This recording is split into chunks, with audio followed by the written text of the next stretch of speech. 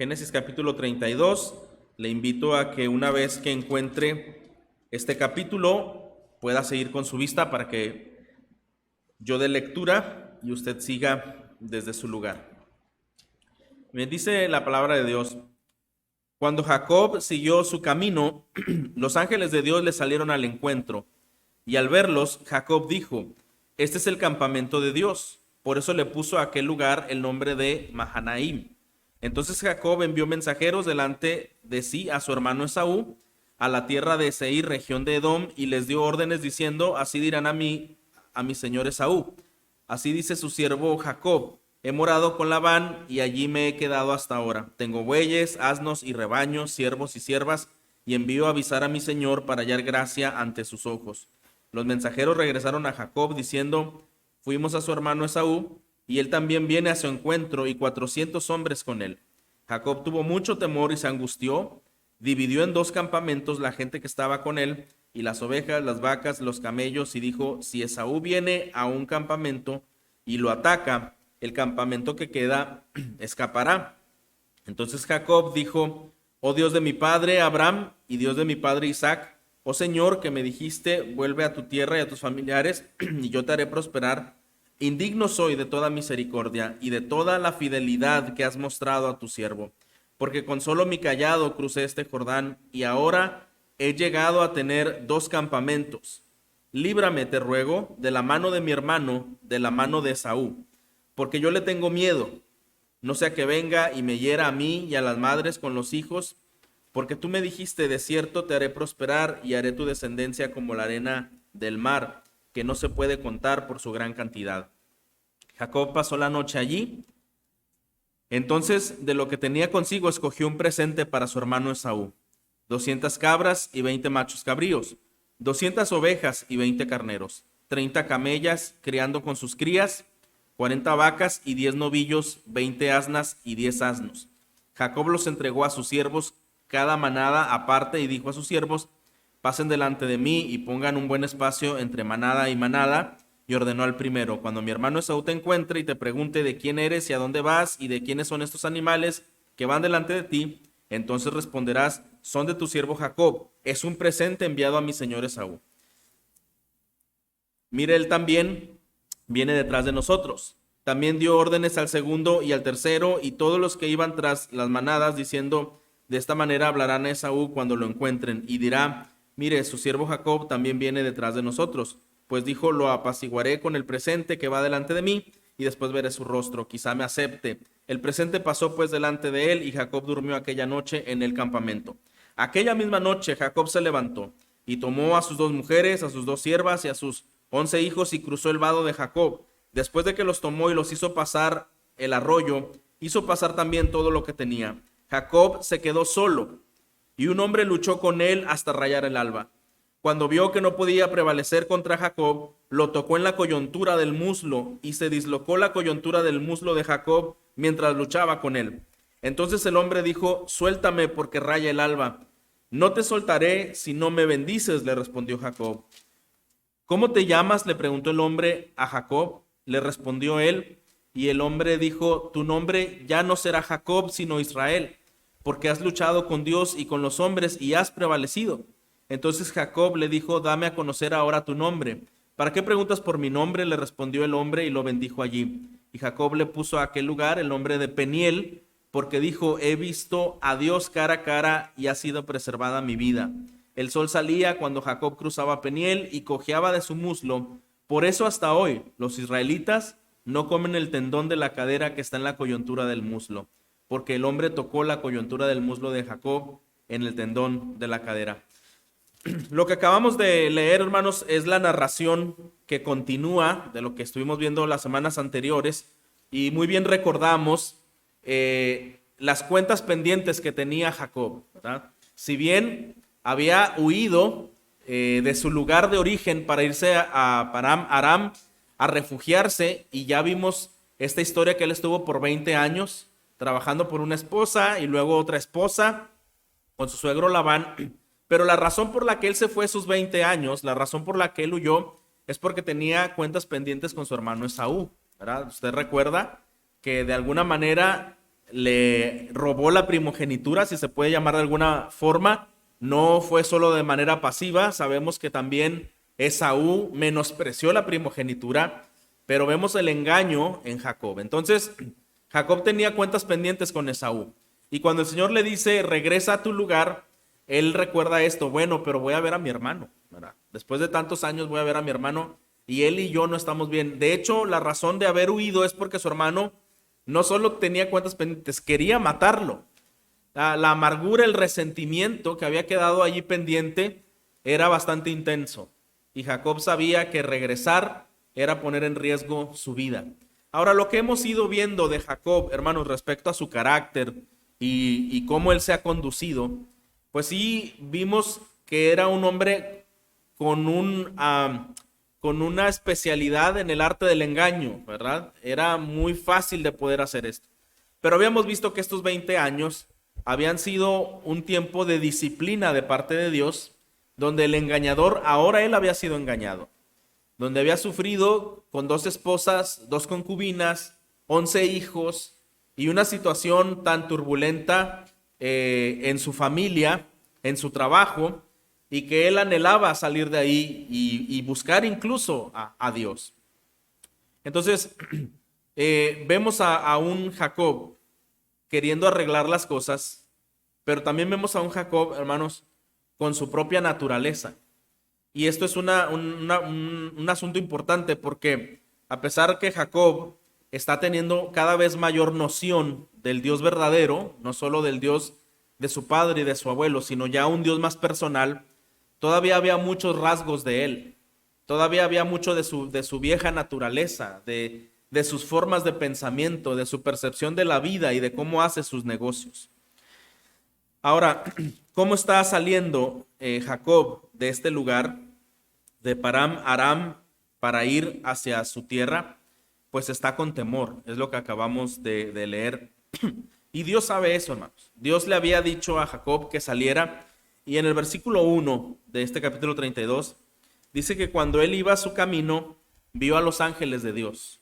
Los ángeles de Dios le salieron al encuentro, y cuando los vio Jacob, dijo, este campamento es el campamento de Dios. Y le puso a ese lugar Mahanaim. Bueno, lo más probable es que si Jacob iba tan desanimado, tan temeroso por el inminente encuentro con su hermano Saúl, y Dios sabía de este encuentro, el Señor en su gracia, hermanos, fíjese, y en su misericordia envió a estos ángeles para fortalecer y animar a Jacob. No solo que le dio la potestad de salir y la indicación de salir, pero aún el Señor tiene tanto cuidado que quiso fortalecer su ánimo durante el viaje. Él iba muy angustiado y lo acabamos de leer. Ahorita vamos a ir en donde él está orando al Señor y le dice, tengo mucho miedo de ver a mi hermano, ¿verdad? Tengo temor. Ese temor sobrepasaba su comprensión. Y el Señor, hermanos, además de guiarlo, se asegura de que vaya con esa presencia celestial, ¿verdad? Y cuando él ve los ángeles, descansa un poco y dice, este campamento es el campamento de Dios, ¿verdad? Está rodeado de su presencia. Hay ángeles celestiales, hay seres celestiales cuidando el camino y guiando a Jacob. Esa gracia y misericordia de Dios es tan magnífica, hermanos. Cuando él ve que los ángeles ahí están, campamento de Dios es este. ¿Y qué significa Mahanaim? Como él le puso a ese lugar. Muchas veces los hebreos ponían un nombre a un lugar por un acontecimiento especial y tenía desde luego relevancia, y ese era el lugar, ese era el nombre que se le quedaba por mucho tiempo. En nuestra sociedad sabemos que hay calles de nombres de expresidentes, de políticos o de gente que ha hecho algo trascendente y de alguna manera se recuerda, ¿no? Con ese nombre, con ese señalamiento. Bueno, lo mismo ocurría en aquel lugar. Este nombre Mahanaim significa 2 campamentos. ¿Y por qué le puso ese nombre? Bueno, porque Jacob cuando ve a los ángeles que lo acompañan y lo protegen, el monte que rodea a él y un monte también, un monte celestial. O sea, él lo que está viendo es que hay 2 vados, hay 2 montes, uno celestial y uno terrenal. Ahora, el monte que rodea a los santos de Dios, hermanos, pensando en la gracia que recibimos, también está poblado de caballos, de carros, y siempre es verdad que los que son más los que están con nosotros que los que están contra nosotros, ¿no es así? Este pasaje me recuerda mucho cuando está Eliseo, ¿verdad? Y su siervo, y el siervo está atemorizado porque está un campamento ahí intentando aniquilar y era una multitud, pero después el profeta permite en oración que él pueda abrir los ojos y poder ver los millares celestiales de ángeles que estaban ahí rodeando también en favor de ellos, para protección de ellos. Y hermanos, esto es una cuestión de fe. En verdad que el Señor nos protege con su presencia. ¿Cree usted esto? Y su fortaleza y su gracia y su cuidado es tan perfecto, pero que muchas veces nosotros no lo vemos. Es cierto que hay un mundo espiritual, sí hay un mundo espiritual. Existe el bien y existe el mal, ¿no es así?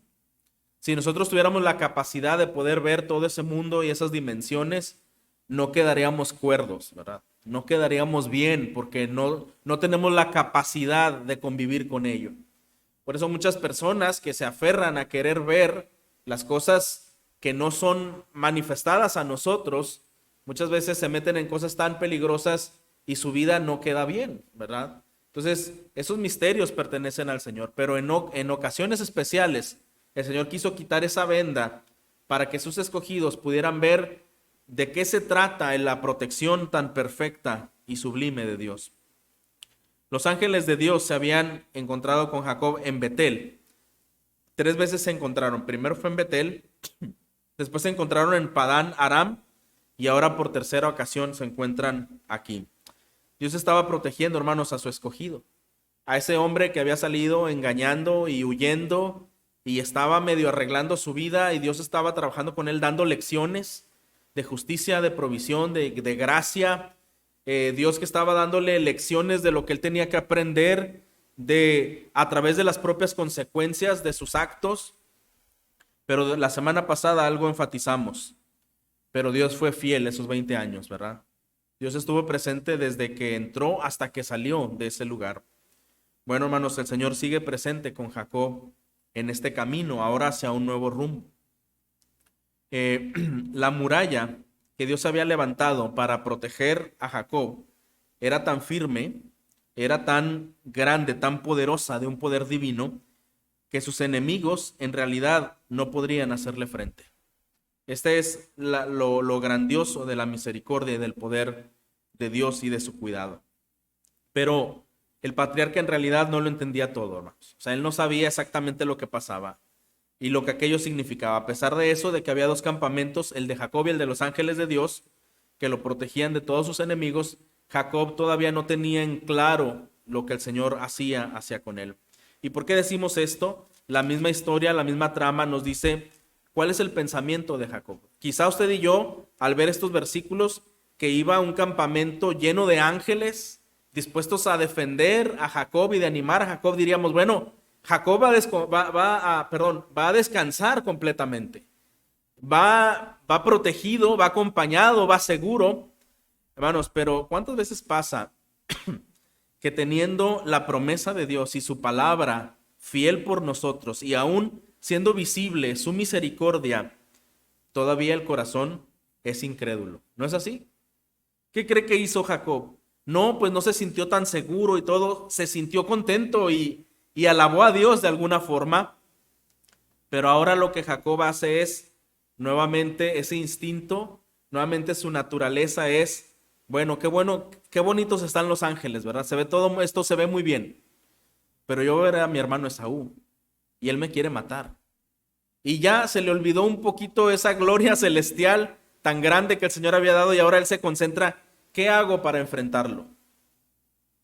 Como que pone a Dios aparte y él continúa con sus propios planes personales. Y dice que envió mensajeros delante de sí a Esaú. Lo que él hizo es, envió, por decirlo, 3 tandas, ¿verdad? Mensajeros con regalos. Y mira, cuando veas a mi hermano, te va a preguntar, ¿quién eres? ¿De parte de quién vienes? ¿A dónde vas? ¿De quién son estos animales? Diles que son para él, que yo se los envío y que yo vengo atrás de ti. Y envió a 3 antes de él para cerciorarse, para que le fueran informando cuál era la actitud de su hermano Esaú. Si los aniquilaba, si hacía algo, pues obviamente él tenía la oportunidad todavía de poder escapar o de hacer algo más. Entonces él está intentando asegurarse y dice, bueno, que le había enviado bueyes, asnos, rebaños, siervos, siervas y todo esto dice para hallar gracia delante de los ojos de su hermano Esaú. Ahora dice que los mensajeros regresaron a Jacob diciendo que habían visto a Esaú y que él venía con 400 hombres. No le dieron muchas explicaciones y Jacob comienza a temblar. Viene con 400 hombres. O sea, y su hermano Esaú era un hombre de guerra, había conquistado ciudades enteras y él sabía que no iba a ser frente absoluto para él. Ahora, como puede verse, hermanos, Jacob usa medios humanos y carnales para intentar aplacar la ira de Esaú, ¿verdad? Jacob está usando medios humanos y carnales para intentar resolver esta situación. Y se presenta a sí mismo, dice ahí, como tu siervo Jacob. Él está poniéndose de una manera sumisa ante Esaú. Y aunque en cierta forma esa expresión era una expresión normal en aquellos días, una expresión de cordialidad, como cuando nosotros decimos mande, ¿verdad? O dígame, bueno, tu siervo, ¿verdad? Tu siervo te escucha, era una palabra correcta, pero no solamente él usaba esta expresión por amabilidad, realmente lo que él intentaba hacer es que él se estaba humillando ante Esaú por el gran temor que él tenía por él. De alguna manera Jacob intenta comprar el favor de su hermano Esaú mediante ofrendas materiales. Y hermano, la verdad es que no había necesidad de hacerlo. Si el Señor le está confirmando que Él va con él durante este viaje y que Él lo va a proteger y lo va a cuidar. Pero otra vez podemos ver de Jacob la manera tan individualista de obrar, queriéndose asegurar bajo su propia sabiduría, bajo sus propios métodos, cierto egocentrismo, ¿verdad? Cierta astucia humana que él quiere poner en acción y desde luego todo esto derivado de un corazón todavía incrédulo, que no alcanza a comprender las dimensiones del cuidado perfecto de Dios. Cuando estas historias nosotros las analizamos, hermanos, creo que podemos reflejar muchas de nuestras batallas personales. Puede ser, como dije hace un momento, que el Señor es tan firme en su palabra y aún podemos ver de manera tangible las formas en cómo el Señor nos cuida, pero el corazón humano, que es engañoso, que es caído, que es perverso, tiende mucho, hermanos, a luchar contra la incredulidad, contra el poder apreciar el cuidado de Dios y su verdad. Y este es el caso que está pasando con Jacob. El informe traído por los siervos de Jacob es algo ambiguo, ¿verdad? No le dicen mucho cómo era su actitud o cómo nada más dice, pues él viene con 400 hombres. Desde luego Jacob podía esperar lo que sea. Y el ejército con el que venía Esaú era un ejército bien entrenado. Él había conquistado, Esaú con su ejército, un pueblo, el pueblo Oreo, que habitaba en Seir.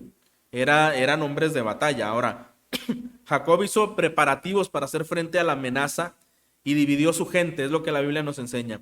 Dividió su gente y las propiedades en dos campamentos. Él dice, bueno, si viene mi hermano y ataca, no nos va a aniquilar a todos. Mejor voy a dejar un campamento hacia un lugar y otro campamento hacia el otro lugar. Así si llega el combate hacia un lugar, alguien avisa y ese otro campamento puede librarse. Bueno, otra vez, hermanos, son estrategias humanas. Y muchas cosas se van a ver en el corazón de Jacob debido a estas acciones, porque él tenía que priorizar. Uno podría preguntar, bueno, ¿y qué campamento es el que vas a sacrificar primero? Ah, no, él no tiene problema en hacerlo. ¿Sabe qué él hace? Él pone primero, por así decirlo, como carnada a las dos concubinas. No, pues váyanse ustedes, ¿verdad? Son las secundarias aquí. Ustedes, a las primeras que les tocaría, pues sería ustedes, ¿verdad? Y después, cuando hace el otro campamento, ¿sabe a quién pone al frente?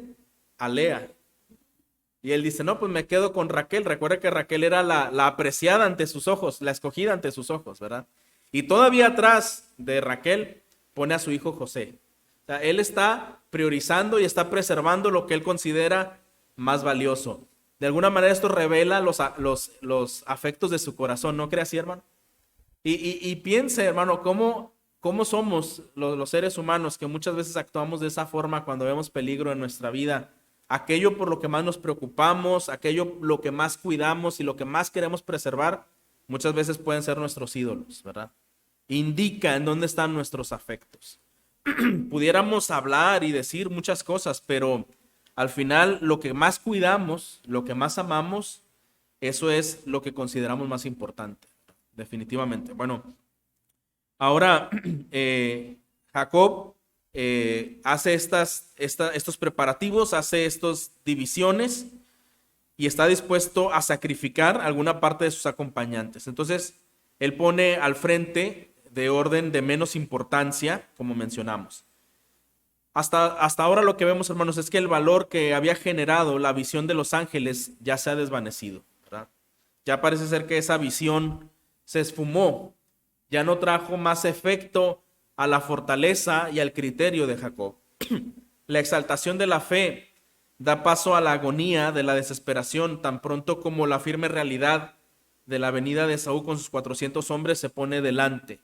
Él sabe esa verdad y todo lo demás comienza a esfumarse. Solo Jacob sabía cuán profundas eran las raíces del resentimiento de Esaú. O sea, él sabía cómo era el enojo que traía Esaú, cuán grande era su resentimiento y desde luego por eso entendemos cuán grande era su temor también. En el versículo 9, Jacob, además de asegurarse y de hacer todos los preparativos para poder escapar, ahora en el versículo 9, él viene a Dios en oración. Y dice, entonces Jacob dijo, oh Dios de mi padre Abraham y Dios de mi padre Isaac, oh Señor, que me dijiste, vuélvete a tu tierra y a tus familiares, y yo te haré prosperar. Indigno soy de toda misericordia y de toda la fidelidad que has mostrado a tu siervo, porque solo con mi cayado crucé este Jordán y ahora he llegado a tener 2 campamentos. Y mire versículo 11, líbrame te ruego de la mano de mi hermano, de la mano de Saúl, porque yo le tengo miedo, ¿verdad? Muy sincera su oración, ¿no cree? Yo le tengo miedo, está diciendo él aquí, no sea que venga y me hiera a mí y a las madres con los hijos, porque tú me dijiste, de cierto te haré prosperar y haré tu descendencia como la arena del mar, que no se puede contar por su gran cantidad. Bueno, una acción piadosa de Jacob es que él va en oración. Bajo esa alarma del informe de los mensajeros, él vuelve su rostro al Señor. Y la oración de Jacob comienza con el reconocimiento de Dios como el Dios de la promesa. Dice, Dios de mi padre Abraham y Dios de mi padre Isaac, ¿verdad? Oh Señor, prácticamente también dueño mío, también Dios mío, ¿verdad? Por eso decimos que Esaú de alguna manera, Jacob, perdón, de alguna manera está teniendo cada vez más noción del Señor, cada vez está teniendo mayor noción de quién es Dios. Sin embargo, hay una lucha con ese corazón incrédulo. Ahora, la oración de Jacob, una vez que reconoce quién es Dios, seguidamente el patriarca confiesa su indignidad. Menor soy yo, soy indigno yo de todas las misericordias que tú has usado para con tu siervo. Hermanos, hasta este punto hemos dicho que el Señor estuvo tratando con Jacob de una manera disciplinaria, ¿verdad? Desde que fue engañado, desde que ha tenido conflictos en su hogar y ahora con la amenaza de el encuentro con su hermano y con 400 hombres. Y Jacob cada vez está más orillado a buscar ayuda del Dios Altísimo. Y él está reconociendo su indignación. Y él está reconociendo que Dios es el único Dios verdadero. Él suplica por la liberación de la muerte y recuerda a Dios su promesa y descansa un poco en esta verdad. ¿Qué vemos aquí? Bueno, vemos a un Jacob luchando, ¿verdad? Vemos a un Jacob que quiere confiar. Vemos a un Jacob que sí reconoce que hay un único y verdadero Dios, que es el Dios de su padre y el Dios de su abuelo. Sí vemos a Jacob que es consciente de las misericordias y los cuidados de Dios, pero es un Jacob que emplea su astucia y su individualismo para intentar ganar este próximo enfrentamiento, este posible enfrentamiento. Bueno, ¿cuáles son los presentes que envía a Esaú? Vemos ahí en los versículos del 13 hasta el 21 cómo fue escogidas los presentes que enviaría: 200 cabras, 20 machos cabríos, ovejas, carneros, camellos con crías, vacas, novillos, asnas. Él los entrega entonces a sus siervos, y como ya vimos, hace esas 3 tandas para que vayan en número espaciado, en tiempo espaciado, y puedan entonces ofrecerlos a Esaú. Mire, está bien, en cierta forma eran costumbres de la época que personas para hacer paz ofrecieran ciertos sacrificios de paz, ¿verdad? Hicieran ciertos regalos. Y creo que hasta cierto punto es entendible que el día de hoy algo más o menos funcione así, ¿verdad? Tengo algo contra una persona, hay algún malentendido, pues quiero invitarle a comer o quiero enviarle un detalle, quiero ver la manera de poder hacerle entender que no debe haber cierta hostilidad, ¿verdad? Pero lo que ocurrió entre Esaú y Jacob no era solamente un malentendido, hermanos, ¿estamos de acuerdo? No fue solamente una pequeña diferencia, eran cuentas pendientes, eran cuentas serias. Y por eso también la magnitud, la extravagancia de estos presentes que Jacob está enviándole a su hermano. ¿Sabe cuánto está enviando él en total? 580 animales. Bueno, si lo vemos desde este punto, quiere decir desde luego que Jacob era sumamente rico. Debe haber tenido demasiado para poder ofrecer este tipo de presentes. Y no solo eso, Jacob también, como sabemos, había prosperado en gran manera, y él quiere apaciguar la ira de su hermano. No era un mal motivo, pero otra vez, él intenta hacer muchas cosas desde su perspectiva y desde sus propias fuerzas. ¿Qué sucede? Más adelante, en el versículo 20, y dirán: mire, su siervo Jacob también viene detrás de nosotros, pues dijo: lo apaciguaré con el presente que va delante de mí, y después veré su rostro y quizá me acepte. El presente pasó pues delante de él, y Jacob durmió aquella noche en el campamento. Bueno, él se aseguró de que estos presentes, estos mensajes llegaran ante su hermano, y él está un poquito tranquilo hasta cierto punto, pensando que él ya dio el primer paso, él ya se aseguró de algunas cosas, él ya actuó para poder estar un poco más tranquilo. Pero ¿qué sucede cuando él duerme? Bueno, versículo 22, vamos a ver. Aquella misma noche Jacob se levantó y tomó a sus 2 mujeres y a sus 2 siervas y doncellas, y cruzó el vado de Jacob. Después que los tomó y los hizo pasar el arroyo, y también pasó todo lo que tenía. Dice en el versículo 24 que entonces Jacob se quedó solo. Ya una vez que despidió a su familia y a sus siervos, él está solo. Y una vez que quedó solo, dice que vino un hombre y luchó con él hasta rayar el alba. A mí me suena muy interesante. Un comentarista menciona algo importante, y él dice que a veces los lapsos de soledad deben ser bien aprovechados para tener un encuentro con Dios. Y lo hacía él como un paralelismo cuando Jesús estuvo también en el huerto, ¿verdad? En el Getsemaní, y tomó tiempo para orar a solas, ¿verdad? Y en ese momento él habló con el Padre cara a cara y expuso su corazón. Y en ese momento, digamos que ya comenzó la lucha, una lucha que trascendería hasta la eternidad, donde el Señor ganó la victoria a Satanás a través de la crucifixión. Pero la lucha no comenzó en la cruz. La lucha comenzó desde antes, y en el Getsemaní se agudizó esa lucha. En el Getsemaní se hizo más patente, más aguda, más fuerte la carga emocional, la carga espiritual. Los reinos en combate, ¿verdad? Fueron en el Getsemaní una batalla campal.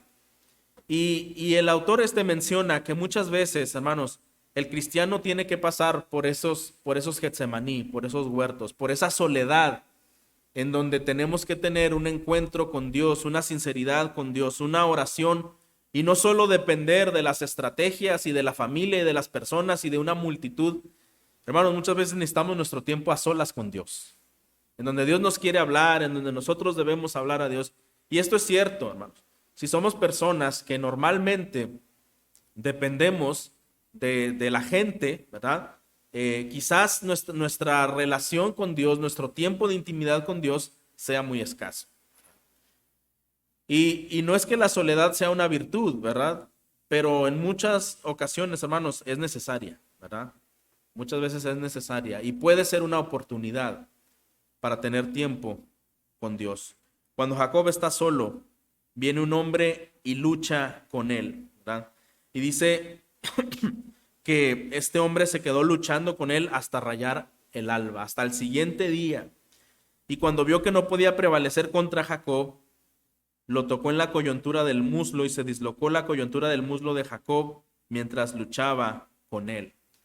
Recuerda usted que las dimensiones de Jacob corporales eran fuertes, eran grandes, había podido abrir la piedra, ¿verdad? Del pozo, y esto significaba que era un hombre de gran fortaleza. Pero ¿sabe una cosa? La lucha que se estaba dando allí, más que física, era una lucha espiritual. Un hombre de pronto llega y comienza a hacer una lucha con él. ¿Qué está pasando aquí? Estos versículos que describen la lucha de Jacob es una lucha con el Señor. Y esa lucha, hermanos, fue un momento decisivo y crítico en la vida de Jacob. De hecho, la experiencia de Jacob en el vado fue algo muy parecido a la que ocurrió a Abraham en el monte Moría, donde fue probado, donde el Señor confronta la fe de Abraham. Bueno, así fue de importante. Algunos lo asimilan al Getsemaní de Jesús y algunos lo asimilan al monte Moría de Abraham. Lo que nos enfatiza es que fue un momento crucial. Había en Jacob, hermanos, hasta entonces, mucho individualismo, mucho egocentrismo, pero en el vado de Jacob aprendió que los inventos eran humanos y el ingenio carnal son insuficientes para realizar la voluntad de Dios. El patriarca necesitaba ser vaciado de su confianza en la carne para ser lleno del poder espiritual. Él tenía que aprender que sus fuerzas eran insuficientes. Recuerda lo que dice Zacarías 4:6, dice: no es con ejército y no es con fuerza, sino con mi espíritu, ha dicho Jehová de los ejércitos. Este mandato que el Señor está diciendo, esta declaración: mi pueblo no va a ganar con un gran ejército, ni con mucha fuerza, sino con mi espíritu, dice Jehová de los ejércitos. Nuevamente, hermanos, poner en perspectiva a Dios, ponerlo en alto, nuestras prioridades al Señor como el Todopoderoso y como el soberano del universo. Aquí el ángel que viene, el hombre que viene a pelear con Jacob, realmente es un ángel, ¿verdad? Nos dice un autor que Jacob tenía que ser expuesto y humillado ante la absoluta inutilidad de su terquedad, ¿verdad? Había mucho de él todavía. Y después de haber enviado a su familia y a su propiedad del otro lado, y Jacob se queda solo en ese combate, el texto dice que luchó con este varón hasta rayar el alba. Este varón también en el original dice el ángel o Jehová mismo. De lo que debemos comprender, hermanos, es que aunque la Biblia aquí describa a este hombre, era una teofanía, una figura del Señor, pero más la figura de Cristo. Muchas veces en la Escritura, en el Antiguo Testamento, cuando vemos que un hombre vio un ángel y habló con él, o este ángel trajo cierta protección, es Cristo mismo antes de la encarnación, ¿verdad? Y esto es algo maravilloso, hermanos, porque recuerda usted que el Señor Jesucristo está con el Padre desde la eternidad, pero ese ángel no es el Espíritu Santo ni es Dios, es Jesucristo. Y esto es algo maravilloso, ¿verdad? Cuando vemos estas realidades, Cristo aparecía de manera corporal, si se puede decir de alguna manera, o de manera visible por lo menos, cuando había un suceso importante, cuando se quería dar un despliegue de algo sobrenatural y glorioso, o muchas veces cuando marcaba el cambio de una nueva etapa, o muchas veces cuando al personaje tenía que sufrir un cambio positivo en su vida. Y aquí vemos, es lo que está ocurriendo.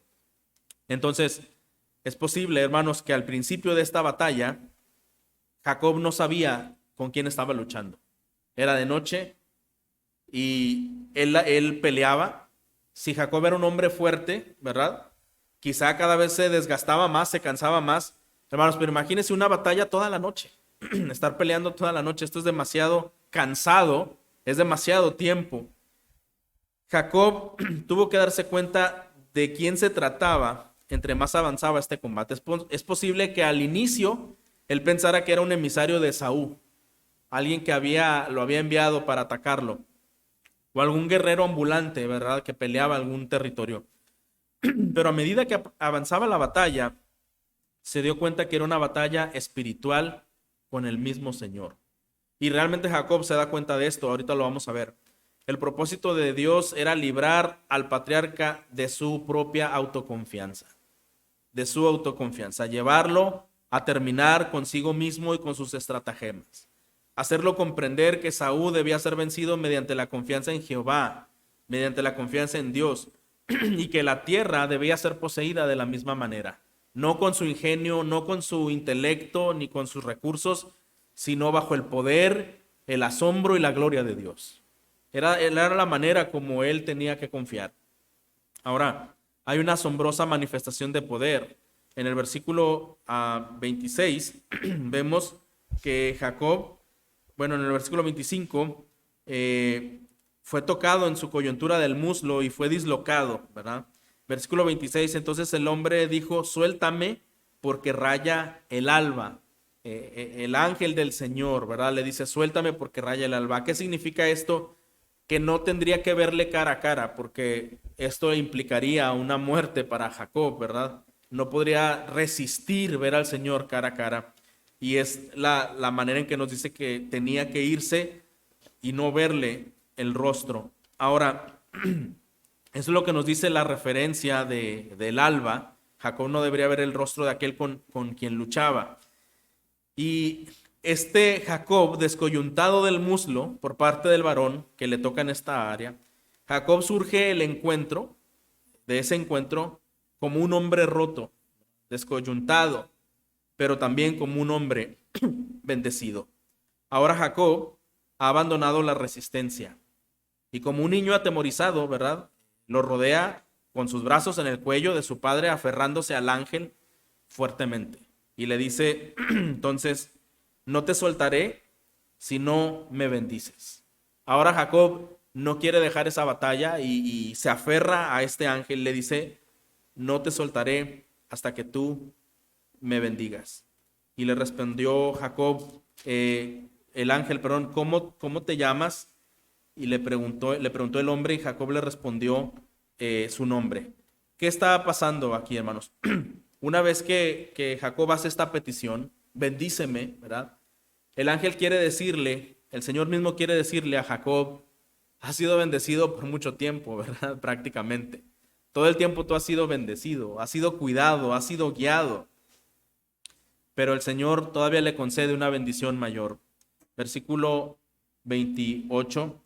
Y el hombre dijo, tu nombre ya no será Jacob, sino Israel, porque has luchado con Dios y con los hombres y has prevalecido. Un momento glorioso, hermanos, cuando nosotros podemos estar con el Señor, ahí radica el poder de nuestra vida espiritual. Jacob recibe una bendición que consiste en primer lugar un nuevo nombre, Israel. Pero fíjese qué importante, hermanos. ¿Se acuerda que Jacob era suplantador o engañador su nombre? Lo que el Señor le está diciendo es, tú ya no más serás engañador, ahora eres Israel. ¿Y sabe qué significa Israel? El que lucha con Dios o el que Dios lucha por él. Es magnífico, ¿no cree, hermano? Un nuevo nombre a través de ese encuentro. Tú ya no serás más el suplantador, ya no serás más el engañador, ahora serás Israel, el que es bendecido por Dios, el que Dios lucha por él. Ese nuevo nombre sugiere una nueva posición y quita los reproches pasados. Prácticamente, hermanos, como la Biblia nos dice, que el Señor sepulta hasta el fondo del mar todos los pecados de aquellos que han sido perdonados. ¿Está de acuerdo, hermano? Y cuando el tentador, como nos dicen Romanos, ¿verdad?, ¿quién acusará a los escogidos de Dios? Sabemos que el enemigo le gusta acusar a los escogidos de Dios y atemorizar y amedrentar y muchas veces acorralar en situaciones de su vida personal. Hermanos, ¿dónde está nuestra confianza? La confianza está en ese Dios todopoderoso, en ese Dios soberano que ha sepultado toda cuenta hasta lo más profundo del mar y nunca más se acuerda de ello. Y que Cristo en la cruz, hermanos, perdonó nuestros pecados pasados, presentes y futuros. Una vez yo escuché esta declaración y pensaba, ¿cómo que futuros? Realmente, hermanos, en la cruz todos los pecados fueron futuros, todos los pecados nuestros. El Señor conoce nuestra humanidad, nuestra debilidad, nuestro proceder. Hermanos, Dios está en perfecto control completamente de nuestra vida. ¿Usted cree esto? Es como está completamente en control en la vida de Jacob. Y ahora, este nuevo nombre, esta nueva posición, él es quien luchó con el ángel y prevaleció. También esto lo señala el profeta Oseas en el capítulo 12. Esta fue una derrota, hermanos, y una victoria al mismo tiempo. Porque el ángel le toca el muslo, ¿verdad? Y hay una afectación por ello. Y él comienza, cuando camina, pues ahora cojea. Y esta era una prueba permanente de la realidad de ese acontecimiento. A través de esa marca física, Jacob recordaría que tuvo un encuentro con el Señor. Y también, de alguna manera, una representación del juicio de Dios, ¿verdad? Esto estaba ahí presente. El suplantador se ha convertido en alguien por quien Dios ahora pelea. El Dios fiel que está en él en cada batalla, en cada paso, en cada momento. Jacob prevaleció con los hombres y quizá lo hizo mediante el arte del engaño, pero prevaleció delante de Dios solamente mediante el fracaso. Esto es paradójico, pero es real, hermanos. Y podemos pensar respecto de esto, que muchas veces el cristiano, el creyente, ¿sabe cuándo tiene su mayor victoria? Cuando experimenta las más grandes derrotas. Mire, hermano, para el hombre común, para el hombre de hoy, ¿verdad? El hombre contemporáneo, las personas contemporáneas, decir que tienes miedo es símbolo de debilidad, ¿sí o no? Decir que sientes temor, decir que sientes frustración, decir que ya no puedes, decir que no quieres más batallas, decir que has perdido, es un símbolo de debilidad. Y entonces el orgullo normalmente está ahí cobrando fuerza, intentando venganza, intentando esconder. Y por eso es que son muy buenas las redes sociales y tan populares, ¿verdad? Porque ahí no se demuestra lo que hay dentro, sino podemos demostrar lo que queramos que otros vean. ¿No es cierto, hermanos? Entonces pudiéramos poner las mejores imágenes, ¿verdad? Y ser expertos en hacerlo. Pero nuevamente quien conoce y pesa los corazones a profundidad es Dios. Y tomando en cuenta esa verdad, es entonces que nos encontramos en esta meditación. Si Jacob en este momento que ha peleado contra el Señor y ha dicho realmente cómo es su vida y está cansado de pelear, él está siendo vaciado de sí mismo, de su temperamento, de su astucia. Él está siendo confrontado y en esa derrota, donde queda lastimado de sus coyunturas, en esa derrota, él realmente es victorioso. ¿Sabe cómo le puso a ese nombre que hubo un encuentro? Dice que le puso por nombre Peniel. Y Peniel significa rostro de Dios. Rostro de Dios. Es una forma abreviada de decir, he visto a Dios cara a cara. Todos los nombres tenían relevancia en ese entonces, rostro de Dios. Para protección de Jacob, el Señor se retiró al rayar el alba, ¿verdad? Para protección de Jacob. ¿Cuántos cuidados, hermanos, estamos viendo de el Señor para con su escogido? Desde el principio. Manifestaciones de ángeles que lo cuidaban, que lo guardaban. Hemos visto las lecciones que el Señor se encargó de darle a Jacob de manera personalizada a través de los 20 años que estuvo con Labán. Y ahora estamos viendo que ese pleito no arreglado con Esaú de muchos años y grandes resentimientos que se habían albergado, también el Señor, hermanos, aún en nuestras relaciones interpersonales, Él es quien tiene la iniciativa y Él es quien tiene la gracia de ayudarnos a tener mejores y nuevas relaciones interpersonales. Es que piense un momento en esto, hermanos. Cuando Jacob recibe un nuevo nombre, también recibe una nueva actitud y una nueva forma de sus relaciones interpersonales. El próximo domingo vamos a ver cuando hay ese encuentro entre Jacob y Esaú. Y no es nada de lo que Jacob está pensando. No es que Esaú viene y hace guerra con él. Vamos a ver la siguiente semana que ese encuentro es un encuentro de amor y de perdón. Es un encuentro de restauración y de perdón. Hay abrazos, hay llanto y desde luego hay una reconciliación profunda. ¿No es maravilloso, hermano, nuestro Dios? 20 años donde desde que Jacob fue deshonesto con su hermano, con su padre, y muchas aflicciones había causado en el corazón de Esaú, y todo esto fue perdonado nuevamente porque es el Señor el que mueve la voluntad, el que mueve los corazones de las personas.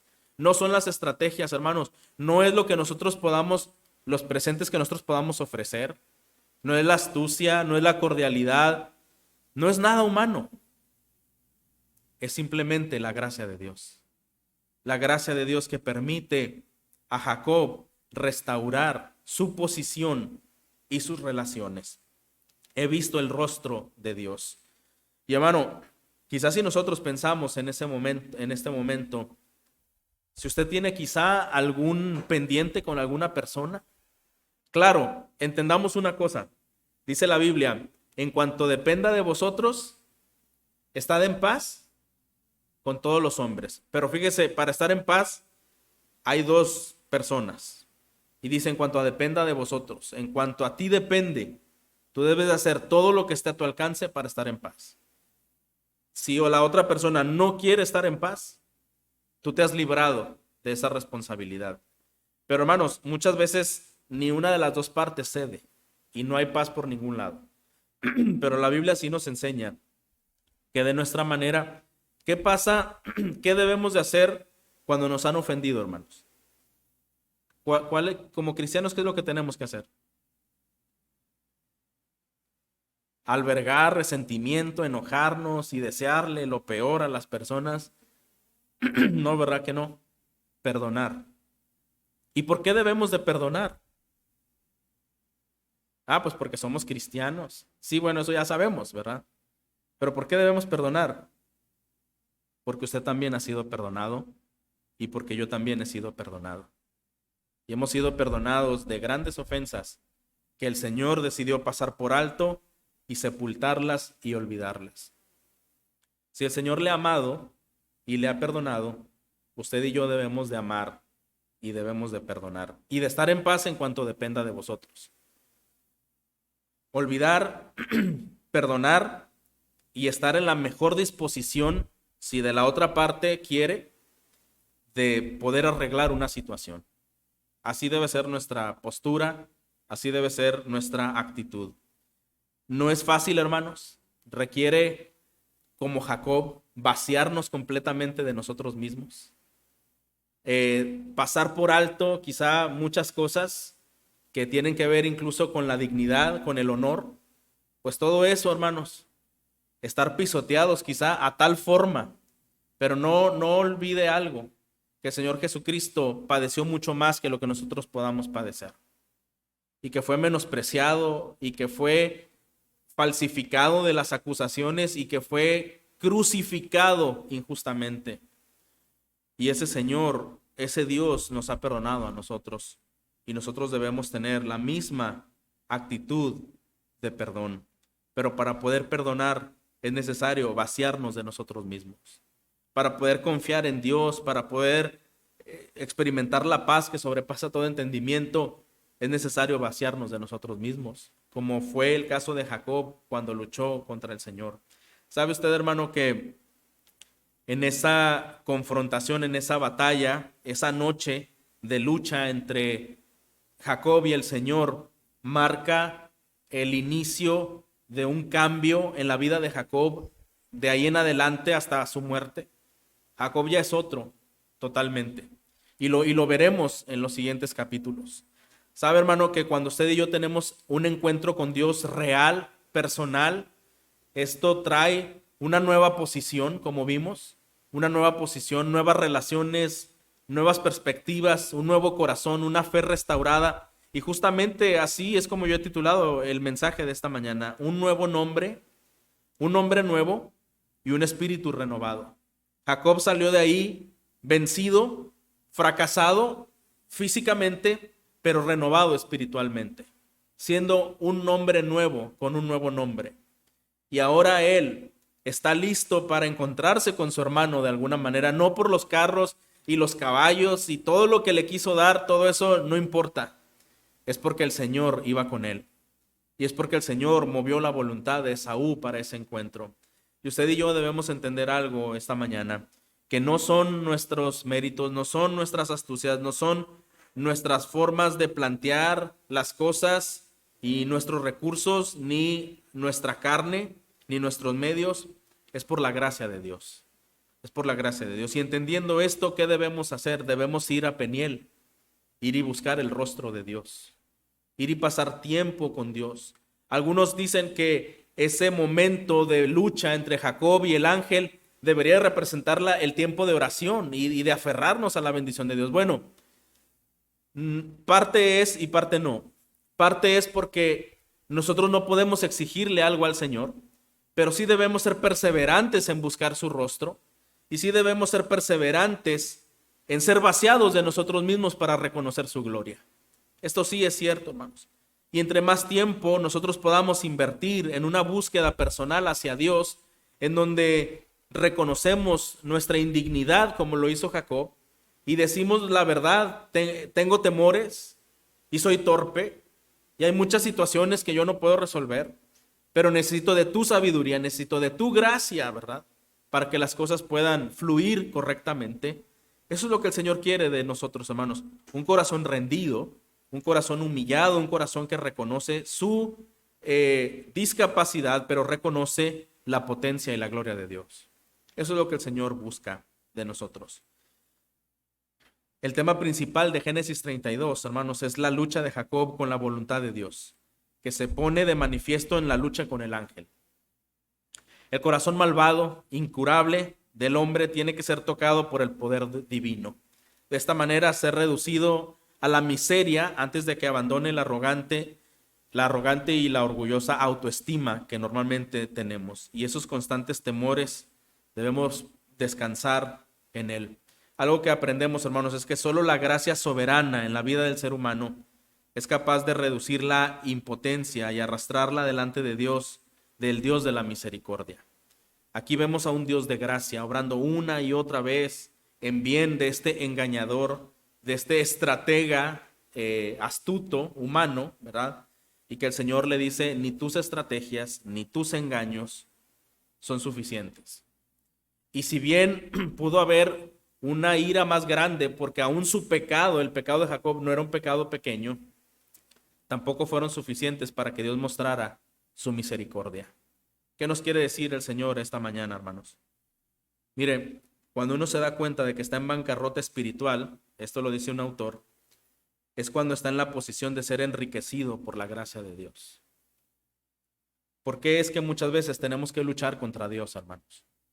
Donde queremos imponer nuestras ideas, nuestros afectos, nuestros deseos y que se hagan las cosas a nuestra manera.